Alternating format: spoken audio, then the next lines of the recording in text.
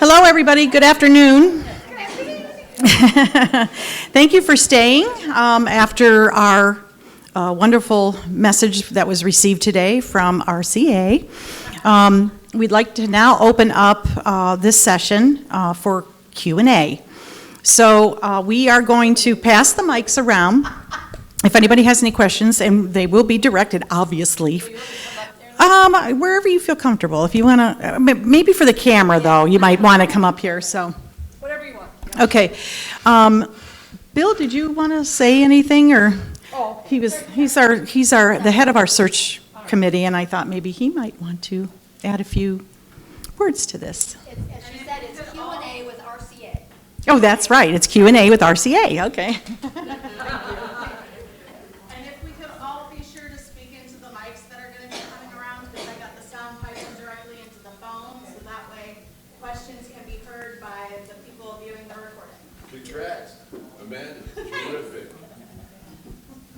So first of all, a point of clarification, I'm actually Penny's assistant. But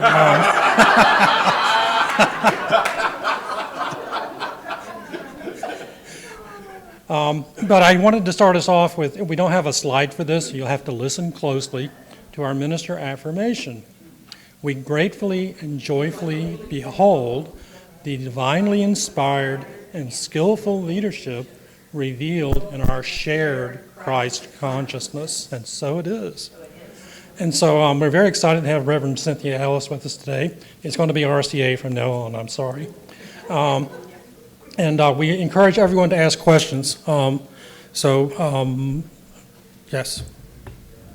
I'm not speaking into the microphone directly enough, thank you. So do we have someone who's going to be able to carry a microphone around? Okay, Linda's doing that.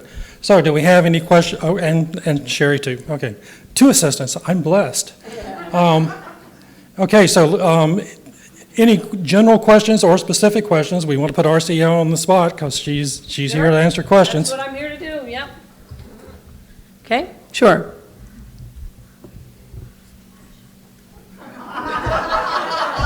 Well, I mean, there's one in the back. Jim, hold on, we're going to bring you a microphone there. Yep. Thank you so much for being with us today. I didn't expect to ask the first question, but I have one, so I will. Go for it.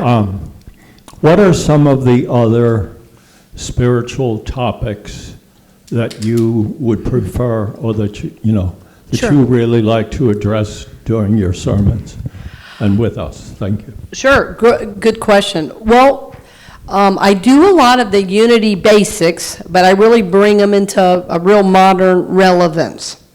So probably the cornerstone of my teaching is teaching about the soul, right? And so I'll use scripture, I'll use teachings from other, sometimes Eastern religions, but I'm very strong in the Bible. So most Sundays you'll probably hear a Bible verse. For some unity audiences, that's a little tough, but I just feel that in unity, we say the Bible is our textbook.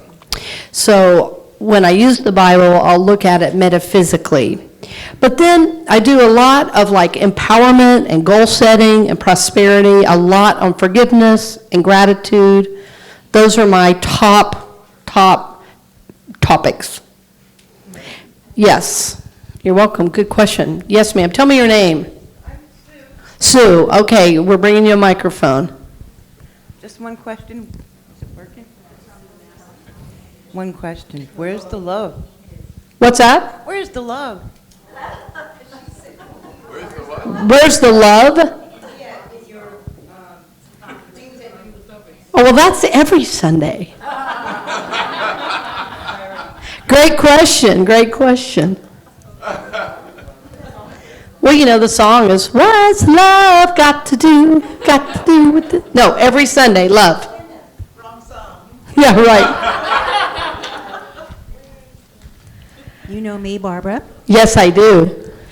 You had such a wonderful explanation about the prayer chaplain. So could you tell people how you are connected with prayer chaplains? Sure. So, well, So Leilani Burt, who started the prayer chaplain program in Unity, she was employed at Unity of Phoenix, and my first job out of ministerial school, first I worked at Unity Village for a year, but then I took a job in charge of pastoral care at Unity of Phoenix, and so I didn't replace, but I took Reverend Leilani's position, and then so I was head of pastoral care, and we had about 40 chaplains. And then I was working with someone there, and she's actually here today. Her name's Dorothy Moore, and Dorothy helped Leilani start the chaplain program as well. And so we worked together in Phoenix, and then I moved to Orlando, and she moved a year later, and we worked together for over 10 years in Orlando at Christ Church Unity. So I really strongly believe in the prayer chaplain program, and I know you do a slightly different program. I mean, that's fine. It's just, the prayer chaplains are an extension, really, of the minister, because the minister can't always call every single person. And so what I've done is always have the prayer chaplains call each month, to check with all the members. They have a list, and they call those people every week. But then I do a lot of visitation and things like that. But that's kind of my history with the prayer chaplains. And then I served as a hospital chaplain as well. I worked in a trauma center in Kansas City. And I did the ER, cancer unit, and Alzheimer's units, yeah. Hi, I'm Vicki. Yes. And since you mentioned that, maybe you can finish a story Reverend Prentice was starting to tell me last week about your time at the emergency ward out there. Because he's like, oh, I went to ministerial school with Reverend Cynthia Alice, and Prentice and Cynthia were the only two chaplains who volunteered to go into the hood, for lack of a better word, the inner city hospital. And he was starting to tell me a story about a shooting, and it was a family affair, and cousins were involved, and all the family was there in the emergency room. And that's where we got interrupted, and I wonder if you remember that situation. No pressure. Well, there were two. I'm thinking, the one I'm thinking of, which I think he was there for, was actually a gang-related shooting. I thought that was the one that he was there for, and it was a young man who's probably 19 years old. He was African-American, and so he was shot right here, and because of the area of the shot, his lungs were filling up with blood, and they called me in to help. And so when I was in the ER, I was guiding him in a visualization as blood was shooting out of his side. I thought, my God, ministerial school did not prepare me for this. And I ended up really ministering to the whole gang and the family and everything. I went out and they said, Pastor, is he going to be okay? And so I became friends with all those young men, and I even went and saw them, the next day, and I said, I know there's a lot of people in here, I don't want to interrupt, and they go, oh no, interrupt, we're leaving, he wants to see you.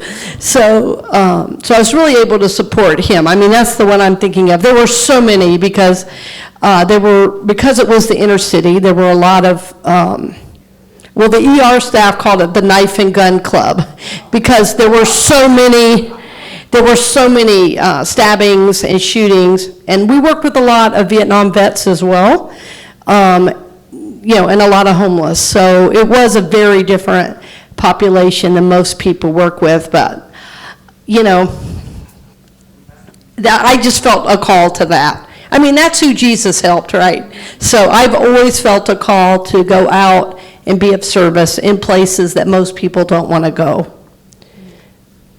Well, thank you, and I'm sure you learned more there than ministerial school. A great deal more, you have no idea. Yes, sir. I'm Billy. Billy, yes. You said that you did music work or something at the Unity Church, that was your occupation? Yes. What is it that you did, and are you going to maybe do that here or have workshops? Or? Sure, okay, I'll repeat it. Yeah, so Billy was saying, what did I do as a musician? I left you hanging there, Billy, didn't I? Well, my degree is in music performance, and my main instrument, believe it or not, was percussion. But I also, it was like it was kind of like a triple major in education, and then I also did conducting. And so then I went on and I conducted a youth orchestra, and I was assistant conductor for a community orchestra. But I played a lot of world music and a lot of theater gigs, as well as classical stuff. Then I went and started music programs in schools where they didn't have any. And they were before and after school programs. I did that for like 4 or 5 different schools. And then one of the schools I worked for was all the kids were ADD, ADHD, and some of them were ODD, that is oppositional defiant disorder. I love those kids for some reason. And, but anyway, I was working there, and they said, well, why don't you just come here full time? So then I did that, and I started a band and a chorus program. And people said those kids could never play, and they could. Of course, they could. And so, and I did the same thing there. I did before and after school, and there I taught music, math, and PE. And so it was a small school of K through 6th grade, and that was in Seattle. And then when I moved to Kansas City to go to ministerial school, I just taught privately, and that was kind of the end of my teaching. But then I play most instruments. Mostly I play piano and guitar now. I love to rip it up on a drum set every now and then, but mostly I play piano and guitar now. Yes. Why are you available for us? I quit my job. Right. So what prompted that? Why do we have you? I mean, I understand you quit, but how do you happen to be available for us? Well, that's a great question. I have no idea why. But I was actually not looking for a job. But what happened was, I'll tell you, this is a little story. So I was speaking at several churches because I really do have a mission of reaching the world with our teachings. I think unity is like church of the 20th century. And I'm thinking, why are churches dying? But many are. So I've made it my personal little mission to go and speak at different communities, and I have my podcast and all that, and it's all around the world. So I thought, well, who would better like this than Unity people? So I looked online at Unity Worldwide, and I noticed you guys didn't have a minister. And so I was like, well, maybe I'll just check that out. And so I sent a little email, and I didn't hear anything right away, which was fine. And then I got an email from, I think it was Christopher, who said, hey, would you be willing to speak? Yes, of course. Well, then a little time goes by, and then I'm on the phone with my friend named Martha Creek, who is a board consultant. She works, and she's a great friend, and she says to me, you've got to check out Unity North Tampa. I said, what is it with this place? That is the 3rd time that I have heard that. I said, all right, Spirit, I'm listening. And so I called Unity Worldwide, and I said, I want to see about this church. Oh, it was meant to be, because I see you as a star, and we're little, and I thought, she's wonderful. I'm not a star. How are we getting her? So I'm just so happy. I'm really, really pleased. And as far as I'm concerned, you've done it.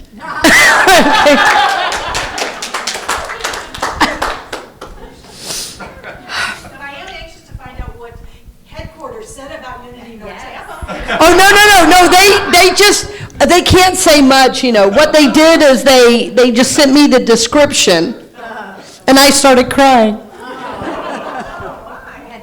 Because it was a total match. It was like, this is what I believe. And I'll tell you, I read it to my son, and he says to me, did they just write this for you, or what? He said, did you tell them to write that? So it's like, how I feel is like, there's no star or not star, right? You're God's people, right? And my work is to minister to God's people. But I do have a vision, definitely, for reaching the world.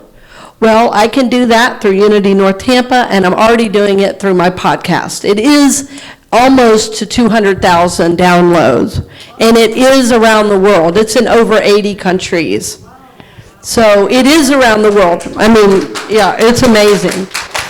It's in Australia, China, Iraq, Iran, Afghanistan, I mean, all over the world. Micronesia, whatever that is even, yes, I'm sorry, go ahead, yes. Each time I pull off of Dale Mabry onto Holly Lane, I hear the words, "I have a dream." When I come through the driveway, I see what we have here, this beautiful, beautiful facility. Mm-hmm. I also see, with the space that we have, Yes. places to facilitate the community, the world that is hurting and in need, a safe place Yes. for people to be. Yes. Does anyone else share those types of visions? Yes, yes. It's yes. like, it's almost like something is unfolding. Mm-hmm. Reverend Virginia gave us the foundation Most definitely. for so much. This is just the beginning. Yes. What are your thoughts, your visions Mm-hmm. of what we can do with this acreage to be for the community, to reach out? You're doing so much reaching out in the world through the podcasts. Mm-hmm. But this would be, what can we do Here. Mm-hmm. here physically for the community? We have people that are being abused. Yes. We have so much sadness, so much need. Mm-hmm. How can we go to the next step? Mm-hmm. All great ideas and questions. So I think that there's several areas we could be of service. One is through recovery meetings in the building, really using the space we have. I think there could be events for meditation. I think we could do a program for schools where we bus people in. And, there's programs now all around the country teaching kids to meditate that are 4, 5, 6 years old that are inner city with hardly any parents. There's all kinds of programs we can do. The other thing in terms of the issue with abuse, what we did at Christ Church Unity, which was my last church, we partnered with the different agencies. And, I was a resource for them and to counsel. And then what we also did was in our restrooms, we put up a sign that had a little tear-off thing, if you are in danger or in need, call this number. And every month, those numbers were gone. So we know there is a need, and it was a way to get people a resource and not have to tell anybody, right? So, and then what I would do too probably is be involved in some interfaith group. What I was starting to do right before COVID hit, as we were creating a whole thing on domestic violence, I was working with a Muslim organization and then just public organizations that work with victims of domestic violence. And we were going to do a whole event, but COVID shut it down. So I wouldn't force things like that, but I would, in the future see definite associations like that. I'm trained as a rape crisis counselor. In Kansas City, I volunteered for an organization called MOXA, Metropolitan Organization to Counter Sexual Assault. So my job was to go into the hospitals after somebody was violated and be with the victim. So I'm trained to do that sort of thing. So I see a variety of things. Also just see this, I could see the Scouts doing something here. I mean, it's endless what we could do. I also see a definite bigger building. I know you just got here, but I definitely see a different, and maybe this stays as it is and there's a whole nother just sanctuary, and maybe kids could do church in here. Kids could do their own church. Yes. I'm sorry, yes, one more thing. something else I'd like to add to that. Sure. When we moved from Florida Avenue, which Yeah. is where we were for many years, we lost a lot of our congregants just because of the distance. Sure, that happens. And also the age. Yeah. And we've talked at several times about doing something to help with transportation. Oh, that's a definite, that's And easy, yes. The events in the evening, there's many people who driving at night is a problem for. Sure. Or that, so if that's something that we can be incorporating in as we're Oh. moving forward, Well- I think that would be helpful. Bill, I think you remember when we were on that first committee, we talked about that. How can we bring back Some people. incorporate that? Yes, I think transportation is a definite, and that's easy, and I didn't say this a minute ago. I see people like getting off a bus with their backpack, like, okay, let's go have our little church adventure. So the other piece I didn't mention that's really important to me is some type of outreach. So I've done a variety of things from where the church makes up these little bags, and we call them snack packs, and it's like a whole meal, and then we would make them available, and congregants would get them for a love offering, and then they'd give them away. Like if they saw somebody asking for money, rather than giving money, they would give a meal. I've seen them all over Orlando. And then we did a thing, one of our members was a chef, and people would bring in food, and she would create these incredible meals, hot meals. And then we would put in, I have a deck of prosperity cards that go with my book, and we'd put a prosperity card in with them too. So we'd give them an affirmation and food, and we would do hundreds of meals every month. And then I would often go, and we would there were certain places we would go that we knew they were homeless, and we'd just hand them out. We had to be kind of like on the QT about it, because it's not exactly legal to do that in Orlando.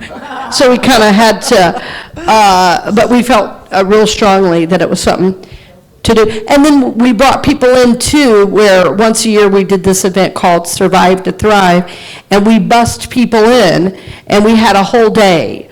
We gave them backpacks that had blankets and socks and toiletries. Then we had doctors to check them out. We had a place where they could get ID cards. For some people that are homeless, they just need an ID with an address. Yes. So we did that. Sometimes we had massage therapists give them foot massages. We had people doing haircuts. I mean, the event, what we did goes on and on. So, and we just have, couple hundred people probably, but then we provided meals, and then we brought in like Daniel Namod and some New Thought artists, and they would sing. So it was a huge just day of dignity. Yeah. And I am this is an aside, but I am really good friends with all these New Thought people, so I'm sure we'll get them to come, for worship or online or whatever. Daniel and I worked together at Unity of Phoenix. We used to fly him in from LA to Phoenix. Isn't that wild? Yeah, we'd fly him in to do worship. He and I are planning a men's retreat together, actually, too. Oh, I have a question here. Oh, I'm sorry. Oh, right here. Yes, Penny, I'm sorry. I know your background Sure. quite well, but I wanted to make sure everybody hears about. We believe our future is going to be based on youth and family, and you have had experience with youth and family ministry. Yes. And so I'd like for you to share that with them. Okay, sure. Well, I was a teacher, and I grew up in such a large family. I've always been around children. I did lead a youth and family at a church called Unity of Overland Park. We had about like 150 kids in that program. And we had our YOU did their own like worship. They did their own thing. And we'd like take the kids like skiing. We took them up. So this one thing we did, this is so funny. So I was the youth director there for several years, and then when I got ordained, I just volunteered. I let somebody else do it, and I volunteered because I was working at Unity Village, but I didn't want to quit working with the kids. Anyway, so one of my other sponsors was a big skier. I said, let's take the Uniteens skiing. And he goes, great idea. So we worked it all out. We paid the money, and we got a few volunteers or whatever. Anyway, and we're driving from Kansas City to Denver. And I said, oh, by the way, I've never skied. And he goes, what? I said, you'll show me, it'll be fine. We had a blast. So we took a bunch of kids. So I'm sorry, it's probably not sounding impressive. But but I think there's three things that grow a church: music, message, and kids. It's that simple. And I think you have to have all three. And I think kids are super important. They're the lifeblood of any ministry. So if you have no kids, you're not growing, very typically. Showed them the butterfly you showed Mindy's daughter. Well, okay, that was from, I think Penny wants me to show off or something. There was a woman, her name's Becky Bailey, and she taught something called conscious discipline. And Becky's work is now all over the world, but it just so happens she was a member at my former church, Christ Church Unity. And so a lot of her work in schools is, and she's turned like D schools into A schools. I mean, her work's profound. But she has these little ways of connecting with kids. And one of the ways is you get to choose your greeting when you come into the classroom. And I can't remember. You can do a handshake, a hug, or a wave, or a high five. But with, I don't know her daughter's name. I didn't ever get her. Audrey. So I just said, can you do this? I said, so that'll be our greeting. That's the butterfly greeting. And she goes, so that's her greeting.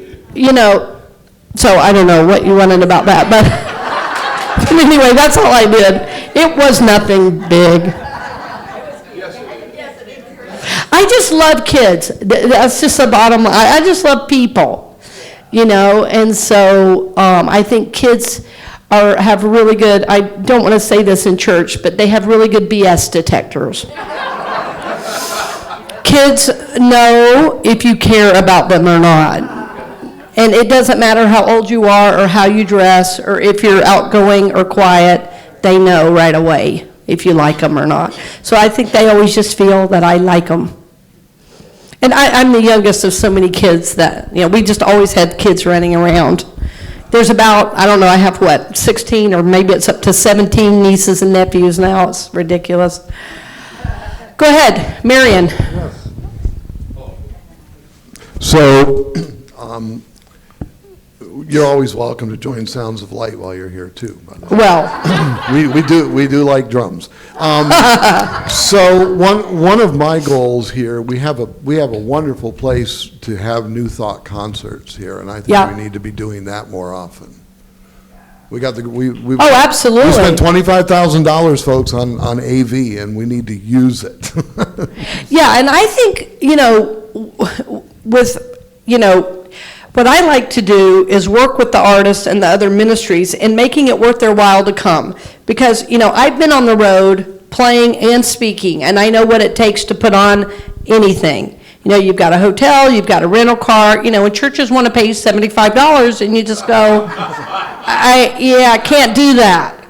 You know what I mean? And so I think if we work with other communities, even have them do house concerts. Like one of the things I did recently, this friend of mine named John Stringer, he's out of Atlanta. You guys know John? He just did a retreat with me last weekend. But anyway, a couple years ago, you know, work was drying up, and I said, well, why don't you come to town? I'll just do something in my house. And I did a house concert, you know, and he said, are you going to do a love offering? I said, no, it's a party. I got the bill. Let me just pay you. And he would not give me a price. So what I did is I paid him $400 for the night. Well, he was thrilled because he had 2 other things to do. But everybody at my party got this spiritual experience. I mean, people still talk to me about it. So we just have to make it worth their while and help them organize things, and they will give and give and give. I mean, the other night, Daniel Namod, I have this class I teach on Thursday nights, late. I have people from all over the country that do it. And it's late in the evening, and I said, Daniel, somebody mentioned you in a class, and I'd love to have you come do a song. Would you do it? He goes, are you kidding me? For you, I'll do it. So and he was not even going to ask for a love offering, but of course, I sent him $100 in advance. He said, he texted me, how many songs do you want? You know, now, I didn't think $100 was that much to get one of the best New Thought artists, like, in the world to do a class for me, but he was thrilled to get that. So I just think when you're working with musicians, they need to be paid and paid well. I also think there's room for more in our Sunday morning experience, but I think, Marian, you're doing a fabulous job. And yes, and I think you're right. Make this a place for more concerts. Most definitely. But it takes, you know, organization, working with the other churches, like helping them get a little circuit. Yeah. My turn. What's that? I'm sorry, speaking on I've had people stay with. Sure, we can host, and then they don't have to pay a hotel either. Yes. All right, David Lopez. Okay, going into the mundane portions of this facility. For 4 months, the council have been taking care of the problems, the facilities, yep, the outside, and everything else. Sure. How do you see yourself as a minister and staying in the spiritual form of your thoughts, and still have the facility look as well as it does now, and who is going to take care of it, whether you're going to be involved in it or you're going to designate as far as the council continue to do that and still being involved in it? Great question. Well, I think the facility is beautiful, and I know the time and energy that that takes. So having said that, I think that always you want a church's members to be engaged. I also know you can burn out if you're doing too much.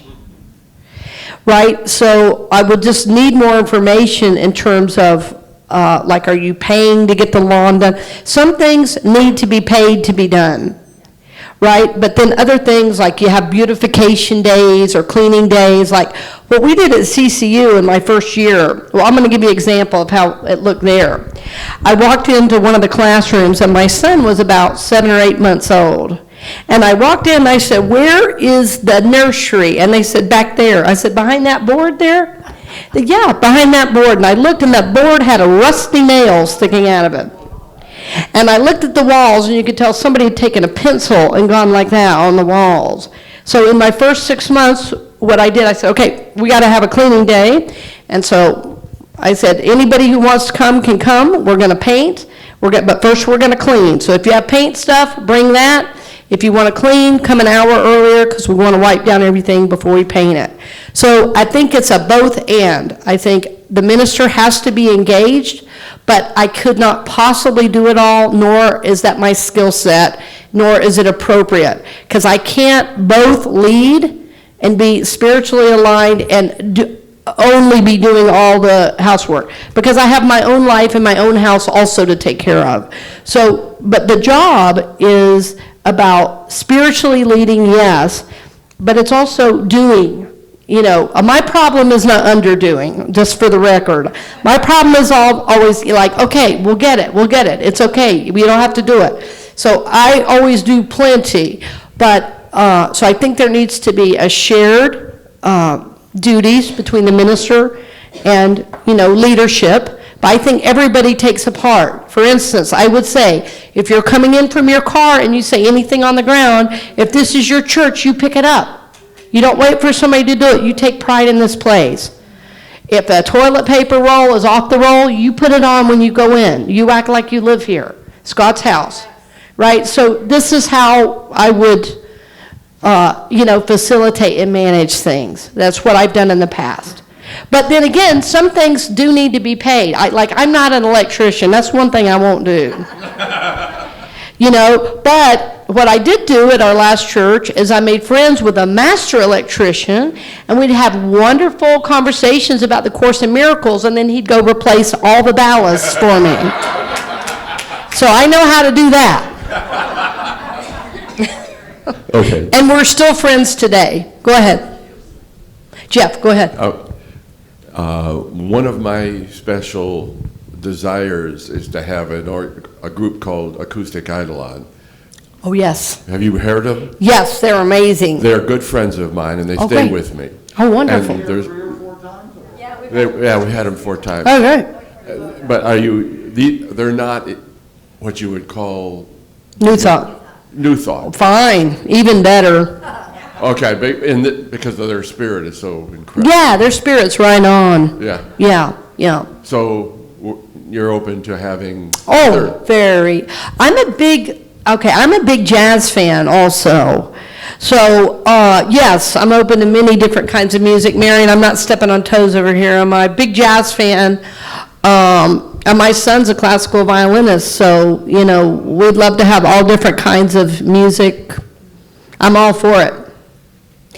Yeah, yeah. A weird fact that you would never ask about is, so my great aunt and it was my great grandmother, was a folk song singer and a folk storyteller. And she lived up in the hills of North Carolina. Well, back around the early 1900s, this man named Cecil Sharp was over from England, and he went around and he collected mountain songs to see how they had survived being brought over from England. Well, that's my family. And some of her stories, like you've heard the story Jack and the Beanstalk, that's one of her stories. So she had a whole bunch of stories called the Jack Tales. So I'm saying all that to say I love folk music, and all of my siblings are musicians too. So if they come, they'll bring their violins, they'll sing, they'll do their thing or whatever. So I love all music, and I play a lot of world music, and I'm trained in classical music. So I think we'll probably have a lot of music. Yeah, I mean, if it fits. I'm not going to force anything or whatever. Like, you must listen to dulcimer, Yeah, right. Oh, I'm sorry. Go ahead. I had the honor to speak to Reverend Cynthia this morning. Yes. It was most enjoyable. I came over from Orlando. Mm-hmm. And found Unity, and then came up to North Unity. And I think we've been here a little over 3 years. Right before they turned this room into the sanctuary. Yes. I came over here and was shown the garage. Uh-huh. And found the floor plans to this room and how it was supposed to look. And after they finished, the sign says capacity 122 people. And I'm like, this room's too small, which meant we need a bigger sanctuary. Mm-hmm. And it was like, with the pandemic, we shut down. Sure, like everybody did, yeah. And like you said, you want to go that way. We were thinking of going the other way. Oh, other way works too. Yes. I don't know. Happy to go either way. I believe in divine order of God tells us, what to do. And I've been praying that people would be negative about what minister we were going to get, but I just prayed that I knew there was some minister, some person wanted to be the minister of this church. And then you come from Christ Church Unity. And the minister over there, I adopted her as my adopted grandmother so that she could remain in her home until she passed on and made her transition. And then I come over here and it's our connections. Yes. Come from Tampa, go over there, and now it's like people are coming back. So yeah. And I didn't like I heard you made a remark, you don't change lights. Like there's things you don't do. Well, I can do anything. All right. You're going to be my new best friend. I pick up sticks, I drive. Yes. I don't sing. I could sing if I had to, but I'd rather not. But very, very good. Okay. I'm very happy you're here. Thank you. Well, at my last church, so we, Christ Church Unity, when it was built, the things that were signed off on, like somebody approved, when I came and saw those things, I was a little surprised because the sanctuary there was built, and it was built, with a slope down that was like true theater seating, and the slope went below the water table. I said, did somebody sign off on that? Yep, there's the signature. Okay, so every time there was a really big rain, we'd get this water. So after I had to walk on water one Sunday, I was like, okay, the minister can't really walk on water, right? That's just a metaphor. So we're going to renovate. And so they said, well, where are we going to get the money? I said, from wherever it is at the moment. Because we cannot do church like this. We will lose our church, our building. This is going to ruin the foundation. Plus, you realize these things are plugged in, right? Water and electricity is not a good idea. So I said, I'm going to get electrocuted up here wearing this thing. Are you out of your mind? So, okay, I love you people, but we're going to die if we keep this up. So they said, all right, so we did all these surveys, et cetera, et cetera. Anyway, what we did is speaking of, this was the final straw. Here we go. This is the final straw. So there was a really bad rain, and the water was so deep that the things we got to, blow out and suck it out, it couldn't do it. And so we had this berm along the back of the church. And I called everybody I knew and said, bring a shovel. We're digging through the berm because I have to protect the property. So we were all out there shoveling. Well, then one of my members evidently worked for the EPA, which I didn't know. And she said, just don't do it again, okay? I said, okay. I said, well, I had to protect the property. And so I said to the congregation, that's it. We've got to do something. So I did a full renovation of the sanctuary. And what we did is we basically put in all this gravel. It was like a new false floor, all the gravel and everything on top of what was there. And then all the pews that had been like that, we had to shave them all to do them like that because nobody wanted chairs. So we had to redo the pews. So that's what we did there. So we maintained the property. It was a lot of work, but we got it done under budget. It was about $100,000. So that church at that time could not imagine, doing a renovation and where the money was going to come from. But you know what? With the right attitude, it draws money. So we did events. We did an auction, and then somebody at the auction said, you want to go hit some golf balls? And I said, sure, I'll go hit golf balls. And we went and hit golf balls for a while, and about fifth hole, she said, I think I'd like to give about $10,000 for the renovation. I said, that'd be fine. I said, now watch this drive right now, right here. So money comes from wherever it is. So when I say build a new building, I don't want anybody to get scared. We're not going to do something we can't do. I'm not pie in the sky, but the scriptures say without a vision, the people perish. And what is important for a church is always moving forward.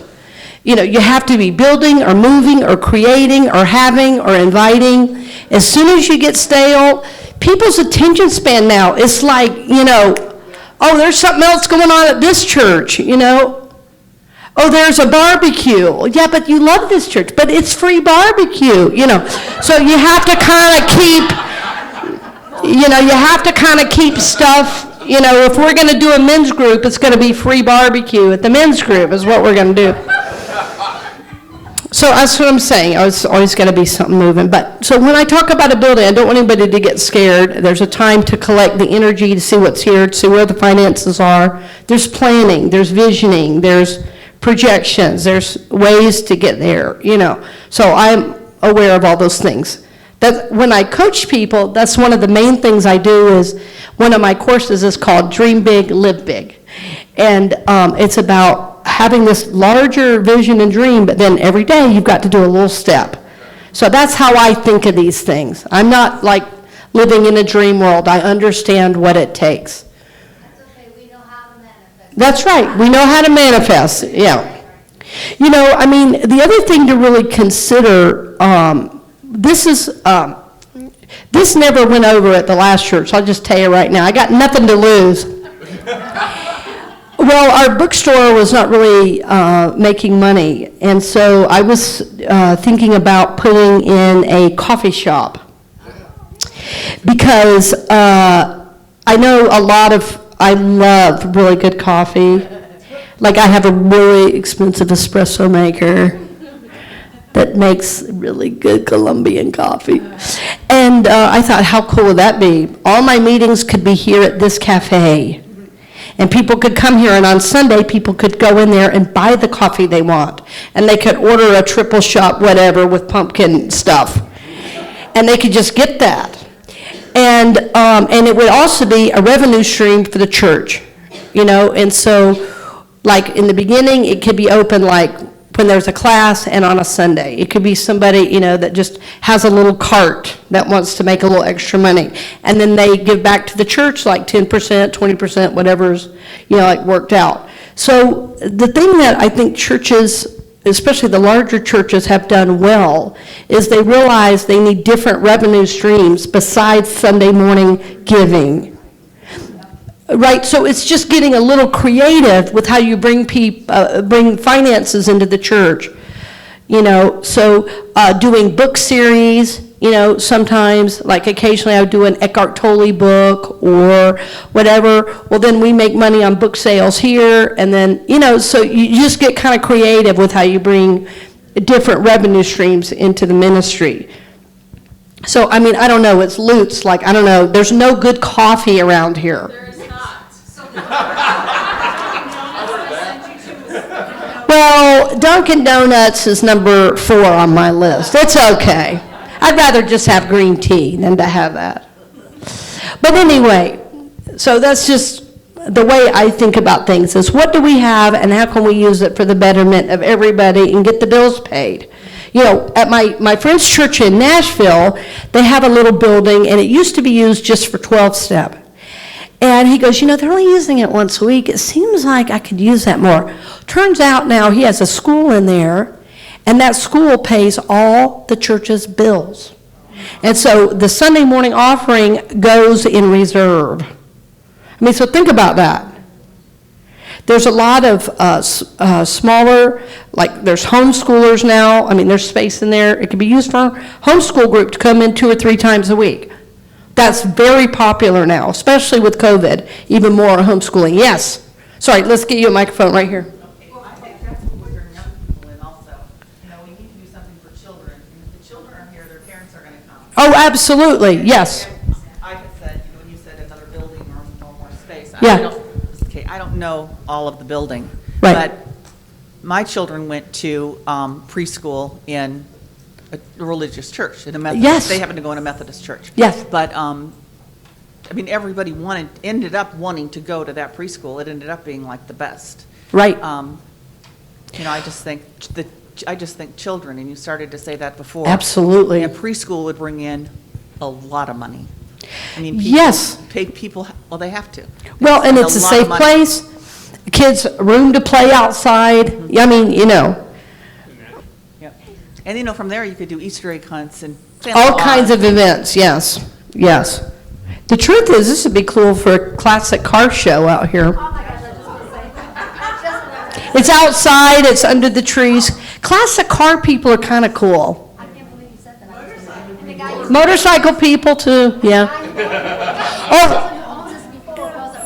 Oh, was it? Well, see, what I did one time with motorcycles and bikes, I did a blessing of the bikes around Bike Week. I said, bring your bike, and they go, bicycles or motorcycles? And I go, yes, bring it all, we'll bless it all. And they would roll their bike up, and we'd do a little blessing, and they'd roll it out. Yep, we did that too. Yep, when we did a pet blessing, all that. Okay, sorry. I'm sorry, Linda, right here. Hi. I just recently traveled it in one day, and it's a lot of fun. I-4. And I know you'll be staying, or... Probably both. I'll be here some and there some, yeah. Okay, because that can be a real blessing. Yes, yes. And so I didn't know, just curious, with all of the work that's due here, what will the time be spent actually with you being here? Well, How I will mean, you that's a do good that? question. I'm usually in the office plenty. I've never been in a church office 5 days a week, though, probably, except for when I was at a corporate ministry. And then I was there 12 hours a day. But that was a really different situation than being senior minister. So usually I'm in the office 3 days, and then Sunday, so it's usually, because one of those days is spent like meditation, talk prep, at home usually is where I do that. So yeah, that's what I would think. And then I think there'll be some times where I'm over here, but if I'm out visiting or going to meetings, I'm not going to be going, okay, my office hours are 9 to 5. Not thinking about office hours. I just want to be clear. I just want to be clear, but my energy will be here. You can't dial it in. I know that. I know you can't dial it in, nor would I want to. Wait, where is Greg? Okay, I just thought of Greg all of a sudden, because he asked me that same question. All right, yeah. Just Oh, yeah. the back and forth. In my house, you could stay at my house as well. Oh, thank you. Well, they said, where will you live? I said, well, why not here? There's a bathroom and a kitchen. I'd be very at home here. There's a reason ministers used to live on grounds. It's easy. You get up, you make the coffee, and then you go to work. It's the same thing I do at home. Yeah, but not everybody has a hot tub. Not everybody has. Oh, and I didn't tell you, I was born on Valentine's Day, so the heart is perfect. The heart jacuzzi is perfect. So I do have a question. Oh, sorry. Oh, no, Donna, I'm sorry. Right, because I have a question, not Sorry. because I wanted to make that comment. So you made a comment during your message today about. Why did you? Was it bad? No, it wasn't bad. It was your truth. So you said you don't use promotion to bring people in. You take them by the hand and you bring them in. Yes. I just kind of want you to elaborate a little bit more Sure. about that, because it almost sounded like you drag these people here or pay them to come here, and that's not really what. No, of course not. Of course not. So no, there's a couple things. One is, advertising is fine to do some, but what I meant was, I see a lot of churches say, we need to do advertising and that'll get people here, and that's all they do. But the reason people come, in 12 steps, we say it's attraction rather than promotion, right? And so in Unity, in the early days, that's what they said. But at the same time, Charles Fillmore was taking the radio signal and turning it up and reaching Africa at the same time. So I think it's a both and. I think we do some advertising, but I think the way people come to church and stay is first they're invited, then they have a meaningful experience. And paid to come. I was paid to be a musician. It was a joke, but what works the best is inviting friends and neighbors and people you work with. Like, hey, I don't know if you'd ever be interested, we're doing this special thing at my church. Or like if you do a book, like one of the Oprah books, sometimes people go, oh, wow, yeah, I heard of that book. Well, you want to come? We're doing a series on it. And I've had people come and then become members for years. And it was the book series that got them there. But what I mean is it's from invitation. It's really not through buying Facebook advertising, even though everybody makes it seem like that's going to be the thing. And at my last church, what did I think we had a year I think we budgeted like $40,000 a year for advertising. It was, it didn't really do anything, so, but what did is the first Sunday of every month is bring a friend. Doesn't matter if they have another church, just invite them to come. Hey, I want you to come to my church. Next time I'll go with you to your church.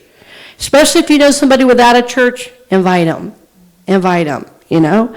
And then having other events throughout the week, like 12-step meetings and other things, people go, oh, this place is cool. You know, there's a poster up about a thing we're doing. There's a little sign about, oh, wow, I didn't know you taught meditation. You know, so when they're in the building, there's these little touches, which are certainly ad-related, you know, but rather than thinking of it as we can buy advertising to get people, it takes all the responsibility off the members, and the members are responsible to grow it, not advertisers. Does that make sense? That's what I mean. That's what I meant when I said that. Yeah. Okay, right here. And I don't know your name. I'm Judy. Judy, okay. And just as a little aside, I have a nephew who's a missionary in another type of church, and he and his family spent most of their life in Africa, and especially South Africa. Oh, very good. And he has a connection with a line of very, very, very good coffee. Excellent! Now she's my new best friend. Awesome. And then I had another little aside thinking about all of the music and stuff you do. My husband plays the guitar and the mandolin and the banjo. He used to play bluegrass banjo. Yeah. And this might be a way to lead him here as well. Beautiful. Yes. Yes, beautiful. Well, and you know, there's that area in there, the fellowship area by the, you know, where the fireplace and everything is. We could set that up a little different, do like coffee house in there.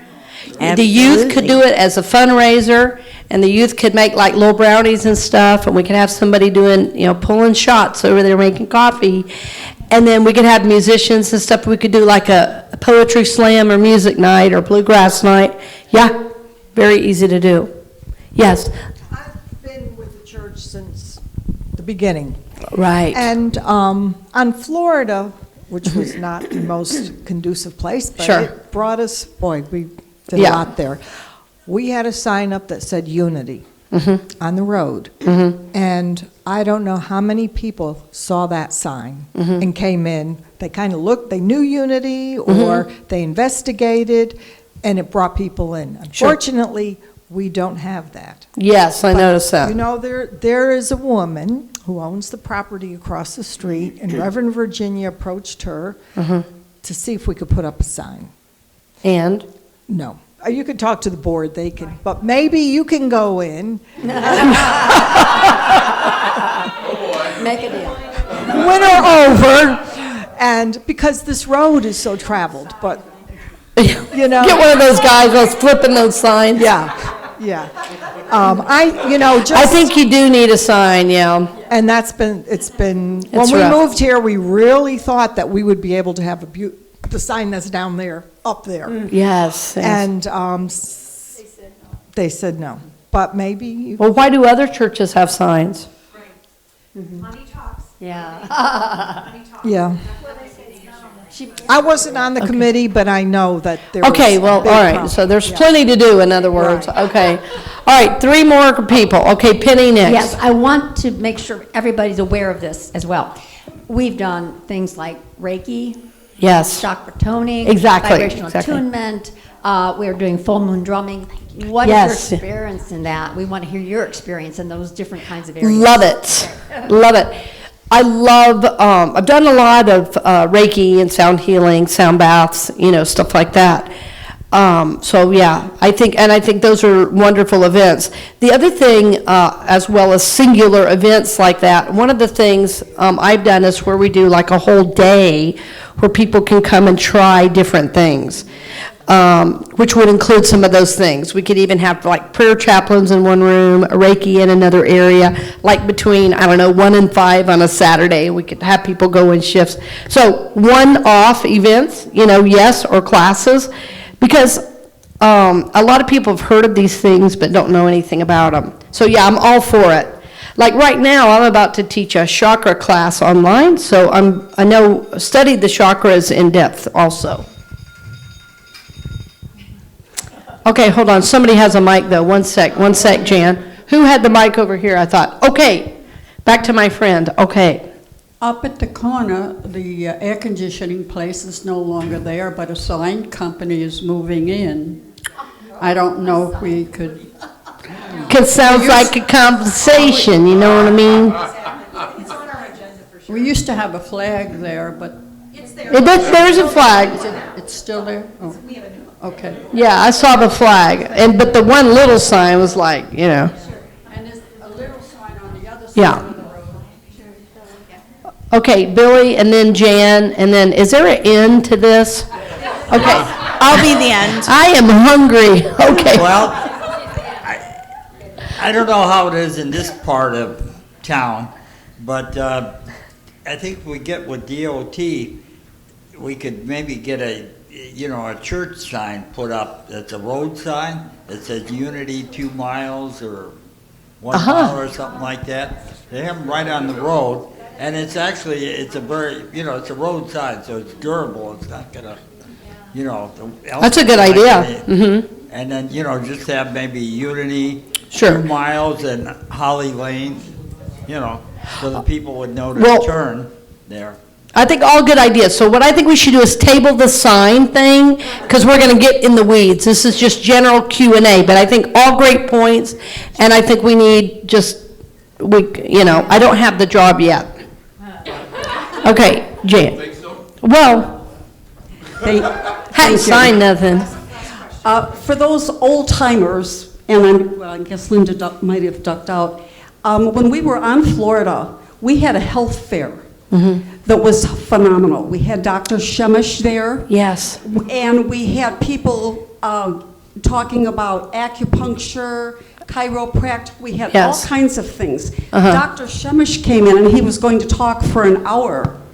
And the group asked him if we could push everything back so he could talk a couple more hours. And was very much into holistic and so forth. Yeah. But that really captured a lot of people. I think that's a great idea. And I think especially right now where we are in our lives, something. Yes, yes. So what I'm hearing, actually, I think what we did at CCU is we created several ministry teams. One of the teams was a health team or health and wellness team, where we participated, brought in doctors, we brought in homeopaths, we brought in acupuncturists, we brought in this guy, Steve, I'm spacing on his last name. He was an organic farmer. And we did events. We did events on how to do smoothies and eat healthy and stuff like that. Then there was another team that was for the environment, and they were our green team.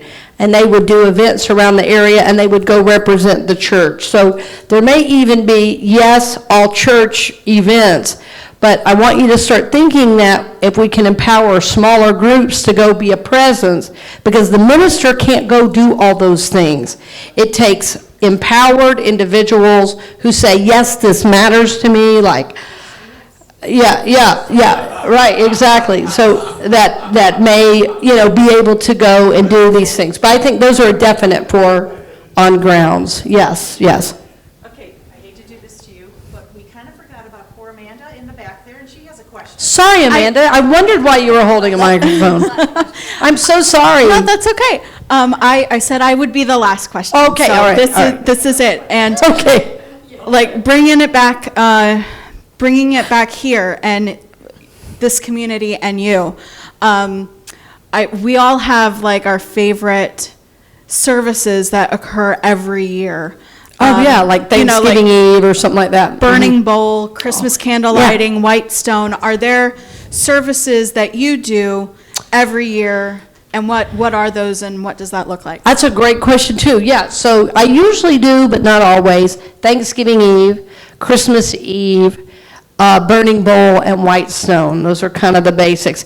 Oh yeah, and there's Easter too, yeah. So, of course, there's always a big Easter time. And usually in Holy Week, I do Holy Thursday and Good Friday. So I do kind of the whole week thing. Yes, and usually I do communion on the Thursday night, and the Friday is usually very meditative, kind of intense experience, because we want to, die to the personality. It's all about the Friday, and then Sunday, party down. Easter, he rose, we rose, all is well. So, but usually Whitestone, I usually order the stones. Dorothy actually did all the ordering. We ordered from Jerusalem. They're called Jerusalem stones for our white stone, and then you write on them with a pencil. Yeah. We got ours at Lowe's, I suppose. Lowe's works. There is a bucket still in there. Okay. Thank you. Yeah, let's give her a round of applause and thank you very much, very much. This has been very informative. If you all want to, I guess I'm living in the South long enough now. Y'all want, if you have any additional questions, feel free to email them to the office, and I will forward them to RCA, and she will get back to you on those. So with that, I guess we will close out. Maybe we should have you close us out with a prayer. That would be really, really effective, I think. Okay. Thought you were done. No, a minister's work is never done. Okay, let's stand up and do a song. Okay, hold on one second. All right, let's do just something real simple. Thank you, God. Thank you, God. Thank you, God. I just want to thank you, God. One more time, you got it now. Thank you, God. Thank you, God. Thank you, God.